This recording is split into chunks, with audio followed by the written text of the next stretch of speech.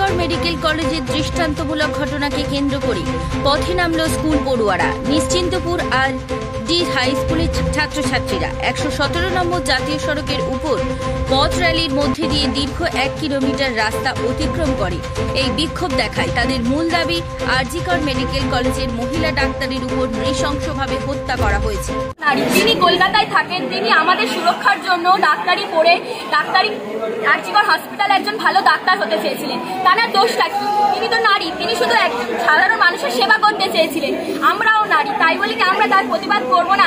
তার সাথে ঘটনাটা ঘটেছে, কিন্তু আজকাল আমাদের গ্রাম অঞ্চলেও তো এরকম বাজে ঘটনা অন্য কোনো মেয়ের সাথেও ঘটতে পারে। তাহলে সেখানে তো আমরাও একটা সময় সেখানে পৌঁছাবো। আমাদেরও জেলার নিজেদের ইচ্ছা আছে ডাক্তারি পড়াই নিয়ে, তাদের সাথে হবে না তার কোনো মানে কি আছে? সরকার কি তার কোনো গ্যারেন্টি দিতে পারবে যে আমাদের সাথে আর এরকম কোনো ঘটনা ঘটবে না? একটা নারী 10 লক্ষ টাকা দিয়ে কি করে বিক্রি হয়ে যেতে পারে? নারীর দেহটা কি এতটাই খারাপ? উনি বলছেন আমরা এটার খুব তাড়াতাড়ি শাস্তি চাই, আর যে করেছে তাকে যেন উনি যদি না শাস্তি দিতে পারে তাহলে আমাদের হাতে ছেড়ে দিক, আমরা এর শাস্তিটা দেবো।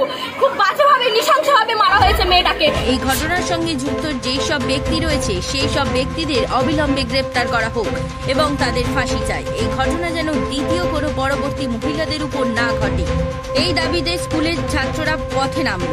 আনুমানিক প্রায় 5000 ছাত্রছাত্রী জাতীয় সড়কের উপরে প্রতিবাদ জানিয়ে বিক্ষোভ দেখায়।